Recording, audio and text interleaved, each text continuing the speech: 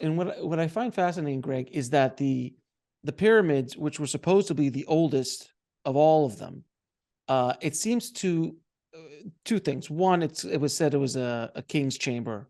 Yet there's nothing that's ever No. proven that at all. They've never found a corpse. There's no hieroglyphs. It completely goes against every other tomb we've ever found. And two, it seems that the technology keeps getting worse. So the pyramids, as they get closer to our time period, seem to degrade almost in the style that they're being built. They should be getting better, and there Yeah, should be yeah. more of them out there, right? Well, it is true, Alex, and it's something. This is not isolated. Well, first, I'm just going to back up. The way that they have dated the pyramids, you cannot date something that has not been alive. You can only carbon date something that has been living, breathing oxygen, carbon-based life. So stone cannot be carbon dated. The way that they have dated these pyramids is by estimating through, who was the king at what period of time, and whose face is on a statue or something like that. And then here, I mean, this makes no sense at all. They also have found mice and rats inside the pyramid that are dead and mummified, and they carbon date those dead mice and rats. They might date till 4,000 or 5,000 years before present. There is nothing linking that dead rat to the origin of the pyramid. I mean, the rat could have come in 1,000 years ago, inside of the pyramid. But this is where the scientific community, they've got a story, and they want to stick with it. And this is what I said at the beginning. There's a battle for what is called the standard model. And they had this all nice and buttoned up, nice and tidy, about the kings and the eras. So where all this is leading, if the Sphinx was already existing when the ice melted, and if the Great Pyramid was made using technology and incorporating mathematics that are so sophisticated, we didn't know it until recently. Where did that come from?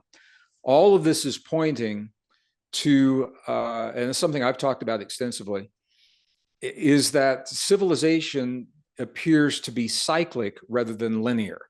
So the linear model is what we're teaching our kids. We began ancient Sumeria, Mesopotamia, 5,000, 5,500 years ago. And, then you've got, Rome and Greece and all of that. Well, all of that happens to have occurred within the most recent cycle that began about 5,000 years ago. And what the mathematics, what the archaeology is showing, is that our history appears to be closely correlated to 5,125-year-long cycles. And there are 5,125-year cycles that make up one big cycle called a precession of the equinox. And I know some of our astronomers and astrologers are familiar with that. It's about 26,000 years. It is related to the way that Earth relates to the sun, and to the way that I don't want to go too deep with all of this, but our relationship to our solar system and the Milky Way.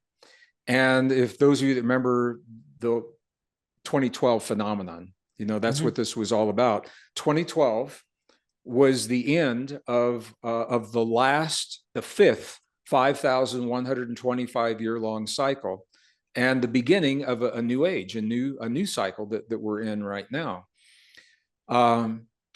So when you plot that out, I didn't know we were going to talk about this. I would have brought some slides. When you plot that out on a graph, when you look at these 5,000-year cycles, so here we are today, 2012, the beginning of a new cycle, or the end of one that began 5,000 years ago. Well, here's what's happening. Archaeological discoveries now are being made that precede that 5,000-year cycle. So when it first started happening, scientists said, "Oh, well, these are anomalies." So we've got our history, and we're sure it's right. And then here's an anomaly, and we'll put it over here. We'll come back and look at it later. Well, now there are so many anomalies. The anomalies are telling the new story. So you've got places like the Gulf of Khambhat in India. It's a 3-mile long, 5-mile wide submerged city. It's under 120 feet of water, 9,500 years before present. Very sophisticated archaeology. We've got Göbekli Tepe in Turkey that is still being excavated and is now over 13,000 years before present. Now that the ice is melting in Antarctica, the satellites are showing complex, massive, complex structures. These aren't like little log cabins or, pit houses. I mean, these are massive structures. The ice has been there for 20,000 years. So the question is, who is building complex architectural structures 20,000 years ago in Antarctica? Well, when you plot those, what you're finding is Rome in Greece and Caral, Peru. That is the most recent 5,000-year cycle. So what we've been studying and what we've been teaching ourselves and our children is not the history of the world forever. It's the history of the world in the most recent cycle. Now we've got to start looking the 5,000-year cycle before that, where we see Caral in Peru, which is now dated. It's the oldest technologically advanced civilization in all of the Americas. It's older than the Inca, than the Aztec, than the Olmec, than the Toltec. It's older than anything. We've got to rewrite all the history books. And next to it, another site has been found that's even older. We're told civilization began 5,000 years ago. That's when these ended. These civilizations ended when we're told that civilization began. So that's a 5,000-year cycle. Now you go back and you look at Göbekli Tepe. So we've got today back to about 5,000 years. 5,000 years to 10,000 years is another 5,000-year cycle. And that's, all the things, Çatalhöyük in Turkey and Caral and all those. Now we're looking at Göbekli Tepe, 13,000. So now we're looking at another 5,000-year cycle. And now we're looking at Antarctica, another 5,000-year cycle. So the evidence strongly supports cyclic civilization. And the question is, what happens every 5,000 years? Why do those civilizations, why do we lose the memory, lose the knowledge of those civilizations? And what happened before those 5 or 6 simultaneous civilizations? Where did they come from? Where did the knowledge for those come from?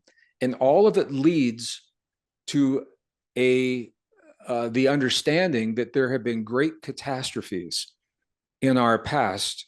And one of those now is hotly contested, but the evidence is very strong for a comet impact during what is called the Pleistocene geologic era.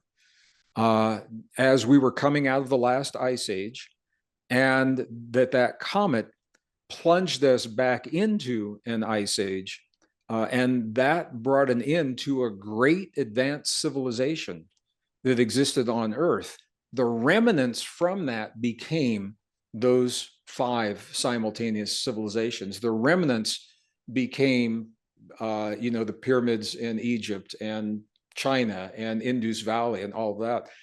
And this is why they had such similar mathematics, architecture, cosmology, and things like that. So we just covered a whole lot of ground. I'll stop and let's fill in the missing pieces here. To watch the full video, click on the link below. And don't forget to subscribe.